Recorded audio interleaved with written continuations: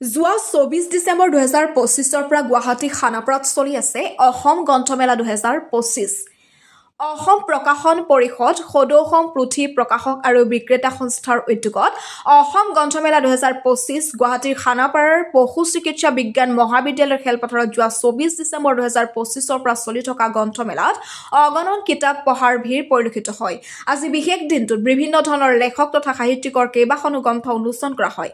Doctor বসন্ত কুমাৰ ভট্টাচাৰ্য সৰণী সভাগৃহত লেখক অপূৰ্ব ভূঞাৰ সপোন ৰাজ্য, মুকুতাৰ সন্ধানত, অব্যক্ত বেদনা। আজিৰ উন্মোচনী অনুষ্ঠানত শিশু সাহিত্য অকাডেমী বঁটা প্ৰাপক হৰপ্ৰিয়া বাৰুকিয়াল বৰগোহাঁই, সঞ্জীৱ কুমাৰ ৰাভা, আৰক্ষী বিষয়া সাহিত্য অকাডেমী বঁটা প্ৰাপক জয়ন্ত মাধৱ বৰা উপস্থিত থাকে। ইয়াৰ উপৰিও মদন ৰাজবংশীৰ গছবোৰে সকলো কথা জানে শুভ উন্মোচন কৰা হয়। চাওক গুৱাহাটীৰ পৰা বিশ্বজিৎ সাহাৰ প্ৰতিবেদন AIN লাইভ। অতি আনন্দৰ মুহূৰ্ত, বিশেষকৈ মোৰ বাবে। মই প্ৰথমেই কৈছিলোঁ যে তেওঁ মোৰ সহকৰ্মী যদিও আচলতে ছাত্ৰ। ইমান শিকাৰ আগ্ৰহ আছিলে, যেতিয়াই মোৰ কামবোৰত তেওঁ প্ৰায় 10 বছৰমান সহযোগ কৰিছিলে। আৰু তেতিয়াৰ পৰা যি কবিতা মই পঢ়ি দুটা এটা পাইছিলোঁ, তেওঁ দেখুৱাই উৎসাহ দিছিলোঁ। খুব সৰল সহজভাৱে কথাবোৰ কয়। মানুহটোৱেই সৰল সহজ। আচলতে মানুহৰ সংজ্ঞা যিটো, মই মহামানৱৰ কথা ক'বলৈ যোৱা নাই। মানুহ সৰল সহজভাৱে সকলোৱে বুজি পোৱা, সকলোৱে দেখি পোৱা, সকলোৱে চিনি পোৱা, এনে এটা ব্যক্তিত্বৰেই মদন ৰাজবংশী। তেওঁৰ অস্তিত্বটো তেনেকুৱাই। আৰু তেওঁৰ কবিতাবোৰ আজি যিখন পালোঁ, আপোনাসকলেও দেখিছে, গছবোৰে সকলো কথা জানে। কিমান সৰল সহজ কথাটো, হয়তো। আৰু ইয়াত অতি সাউতকৈ 2-4টা কবিতা পঢ়ি চালোঁ। হয়তো আৰু এবাৰ পঢ়িব লাগিব ডিপলি। ভালেই লাগিছে। তাৰমানে মোৰ মনক প্ৰশ্ন কৰিবলৈ বাধ্য কৰাইছে সহজ সৰল কথাবোৰে, যিবোৰ ডিক্সনাৰী নেমেলাকৈও এজন সাধাৰণ মানুহেও কৰিব পৰা প্ৰশ্ন। সেই প্ৰশ্নবোৰেই কিছুমান শুৱালা শব্দ লগাই কবিতাবোৰ ৰচনা কৰিছে। সেইকাৰণে মই তেওঁ নহয়, কবিবোৰক একোটা খনিকৰ বুলি ভাবোঁ। শব্দৰ মালা যেনেকৈ গাঁঠে, মানে আচৰিত লাগে। যিটো কথা আমি ভাবি নাপাওঁ, আমি তাৰ ৰসহে পান কৰোঁ। তো মই ভাবোঁ এই ৰস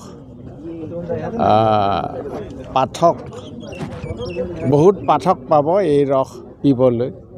আৰু সেই আশা কৰিয়ে কিতাপখনৰ উত্তৰোত্তৰ আৰু মদন ৰাজবংশীৰো ভৱিষ্যত উজ্জ্বল কামনা কৰি মোৰ ক'বলগীয়াখিনি, মোৰ ভাৱনাখিনি, মোৰ মনত কি লাগিছে তাকে কৈ সামৰণি। আজি মই খুব সুখী। ধন্যবাদ আপোনালোকলৈ। আপোনালোকে আহি এই সম্পৰ্কত মোক অকণমান সুধিছে, জানিব খুজিছে। আচলতে যোৱা 13 বছৰ হ'ল মোৰ দ্বিতীয় সংকলন প্ৰকাশ হৈছিল। 13 বছৰ আগত কথাৰ প্ৰকাশনে উলিয়াইছিল, আৰু তাৰপিছত আজি মোৰ এই তৃতীয় সংকলনখন আহিছে, গছবোৰে সকলো কথা জানে।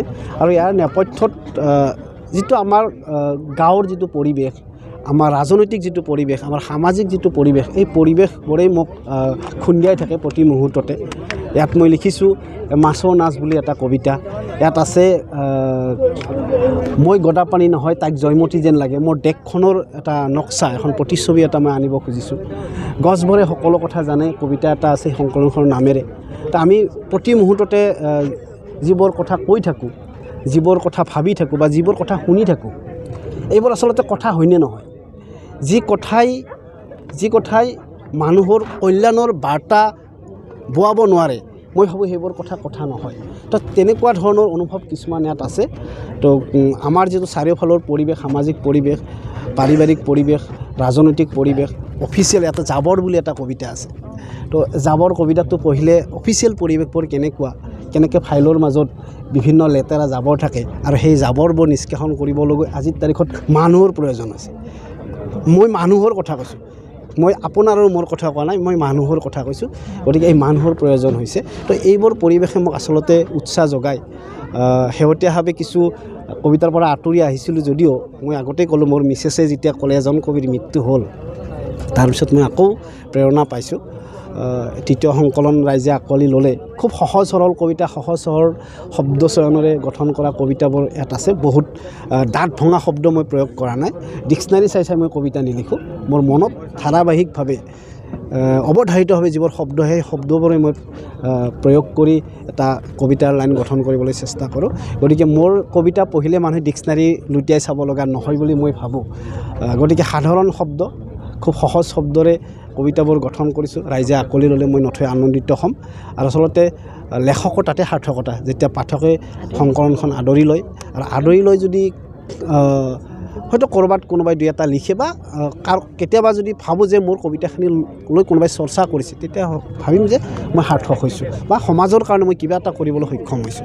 মই সঁচা মানুহ হিচাপে জীয়াই থাকিব বিচাৰোঁ। ছাৰৰ পৰা প্ৰেৰণা পাইছোঁ, সঁচা মানুহ হিচাপে জীয়াই থাকিব বিচাৰোঁ। গতিকে মই ভাবোঁ যে কবিসকল, শিল্পীসকল সঁচা মানুহ, আৰু প্ৰত্যেক শিল্পীয়ে, প্ৰত্যেক কবিয়ে, প্ৰত্যেক লেখকে সঁচা মানুহে জীয়াই থাকক আৰু সমাজখনৰ কাৰণে ভাল কাম কৰাৰ কাৰণে চেষ্টা কৰক। আৰু মই ভাবোঁ ময়ো আগলৈ সেই কামখিনি কৰিবলৈ চেষ্টা কৰিম। আপোনালোকে নিজৰ বহুমূলীয়া সময় খৰচ কৰি আহি মোক এইখিনি সহযোগিতা দিলে অশেষ ধন্যবাদ। সেই ধন্যবাদ কৈ শেষ নহয়।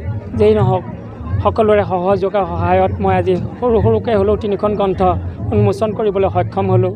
বুকুফুৰাত বহুদিনৰ সপোন আছিলে, সেই সপোন আজি মোৰ সম্পূৰ্ণ হ'ল।